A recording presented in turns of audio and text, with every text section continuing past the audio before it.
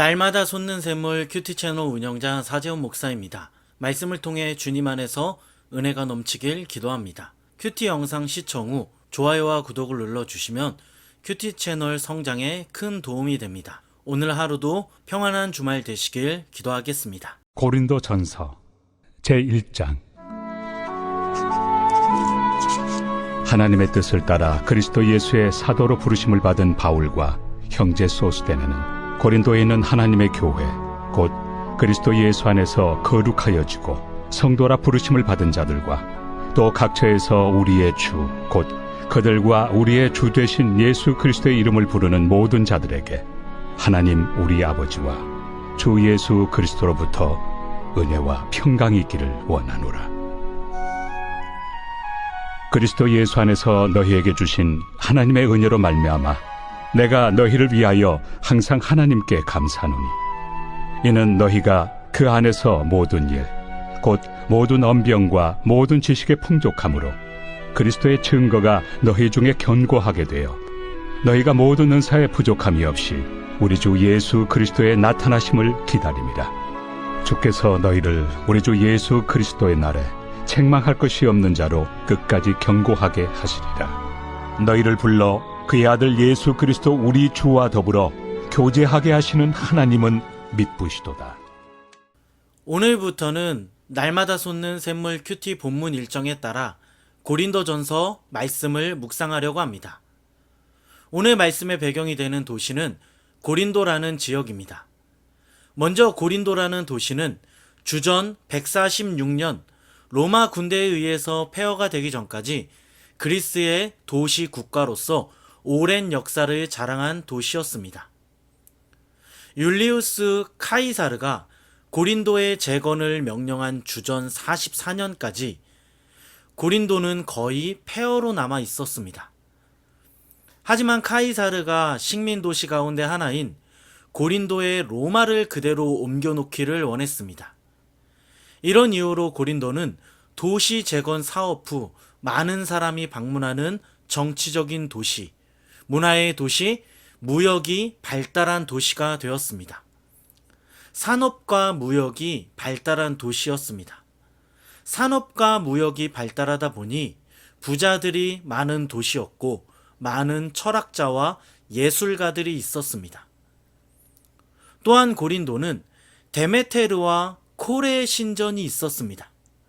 이런 문화적 배경을 가지고 있는 도시가 바로 고린도입니다. 바울은 2차 전도 여행 중 고린도 교회를 개척하며 고린도 교회를 성장시켰습니다.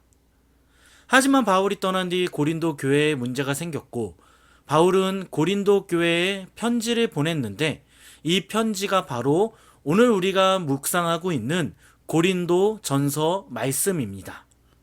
먼저 바울은 오늘 말씀 1절을 보면 자신은 하나님의 뜻을 따라 그리스도 예수의 사도로 부르심을 받았다고 합니다.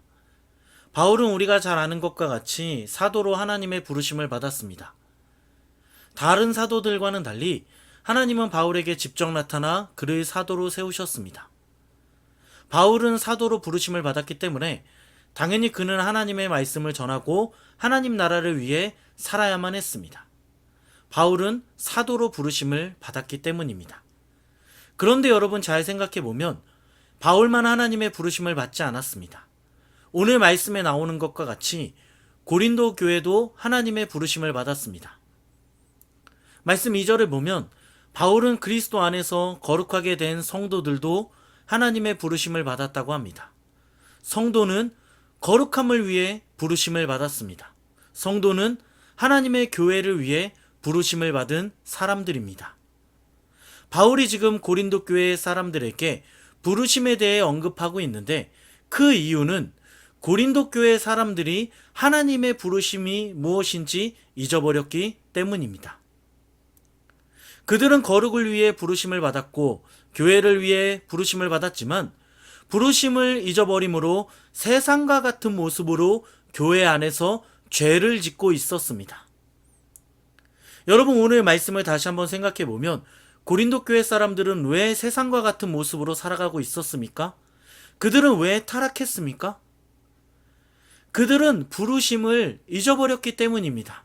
그들의 부르심, 하나님이 그들을 왜 거룩한 성도로 부르셨는지 잊어버렸기 때문에 고린도 교회는 타락할 수밖에 없었습니다. 사랑하는 여러분, 이것은 우리도 마찬가지입니다. 우리가 하나님의 부르심을 잊어버리면 우리도 타락하게 됩니다. 우리도 하나님의 부르심이 무엇인지 찾지 못하면 매사의 기준이 없어지고 인생을 허비하게 되고 결국에는 하나님 앞에서 죄를 짓게 되어 있습니다. 여러분의 부르심은 무엇입니까? 우리가 회복해야 할 나를 향한 하나님의 부르심은 과연 어떤 것입니까? 오늘 말씀을 다시 한번 생각하며 하나님께서 우리를 하나님의 자녀로 부르신 그 이유를 발견하고 부르심을 회복하는 저와 여러분 되기를 예수 그리스도의 이름으로 간절히 축원합니다. 하나님의 부르심이 있어야 우리는 세상 속에서 온전한 그리스도인으로 살아갈 수 있습니다. 이어서 말씀을 보면 바울은 하나님께 감사하다고 고백을 하고 있습니다. 그런데 여러분, 바울은 지금 무엇 때문에 하나님께 감사하고 있습니까? 바울은 지금 하나님께서 자신에게 주신 은혜 때문에 감사하고 있는 것이 아니었습니다. 하나님께서 자신에게 주신 놀라운 능력 때문에 감사한 것이 아니었습니다. 바울은 지금 하나님께서 고린도 교회에 언병과 지식을 주셨기 때문에 감사하고 있습니다. 오늘 말씀 7절과 같이 하나님께서 다시 오시는 그날까지 부족함이 없을 정도로 고린도 교인들에게 은사와 은혜를 주셨기 때문에 지금 바울은 하나님께 감사하고 있습니다. 바울은 지금 고린도 교회 성도들이 받은 은사와 은혜 때문에 감사하고 있습니다. 사랑하는 여러분, 바울은 정말 다르지 않습니까? 보통 우리는 다른 사람들이 좋은 일이 생기거나 갑자기 어떤 일들이 잘 풀리기 시작하면 축하해 주기보다 속으로 시기합니다. 겉으로는 축하해 주지만 속으로는 질투할 때가 많습니다. 나는 저런 것을 가지지 못했는데 어떻게 저 사람에게 저런 일이 생기지? 진짜 운이 좋다. 속으로 이렇게 말하며 질투하고 시기합니다. 여러분은 어떻습니까? 저는 참 부끄럽지만 다른 사람이 잘 되면 그것에 대하여 축하하고 감사해야 하는데 아직도 시기하고 질투할 때가 많습니다. 제가 왜 나는 다른 사람을 축복하지 못하고 왜 그 사람이 받은 것에 대해 감사하지 못할까 이렇게 생각을 하면서 저를 바라보기 시작하니 제 안에 비교의식이 아직도 남아있다는 것을 알게 되었습니다. 분명히 하나님께서 사람마다 독특한 은혜를 주셨고 하나님이 사람마다 인도하시는 방법이 다름에도 불구하고 제가 이것을 인정하지 못하고 제 안에 비교의식이 있으니 남을 시기하고 질투할 수밖에 없었습니다. 제가 오늘 이 말씀을 묵상하면서 좀 더 하나님의 은혜를 구하고 하나님께서 제 안의 비교의식들을 치유해 주시길 기도해야겠다는 그러한 결단을 하게 되었습니다. 사랑하는 여러분, 우리 안에 비교의식이 있을 때 비교의식 때문에 자기도 망가지고 남도 망가진다는 거 아십니까? 우리가 잘 아는 사울이라는 사람이 왜 다윗을 그렇게 괴롭혔습니까? 사울 안에 비교의식이 있었기 때문입니다. 사울은 결국 이 비교의식 때문에 좋지 않은 인생을 살았습니다.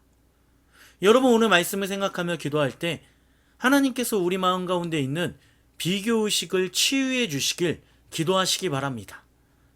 하나님께서 우리 마음속에 있는 질투와 열등감의 상처를 만져주시길 예수 그리스도의 이름으로 간절히 축원합니다. 우리 안에 비교의식이 사라짐으로 내 주위에 있는 사람들을 마음껏 축복할 수 있는 저와 여러분 되기를 예수 그리스도의 이름으로 간절히 축원합니다. 아멘. 기도하겠습니다. 우리 말씀을 생각하면서 기도할 때 하나님께서 우리를 하나님의 자녀로 부르신 이유를 발견하고 부르심을 회복하게 해달라고, 또한 우리 안에 비교의식이 사라짐으로 내 주위에 있는 사람들을 마음껏 축복할 수 있는 우리가 되게 해달라고 우리 말씀을 생각하면서 간절히 같이 한번 기도하겠습니다. 기도합니다.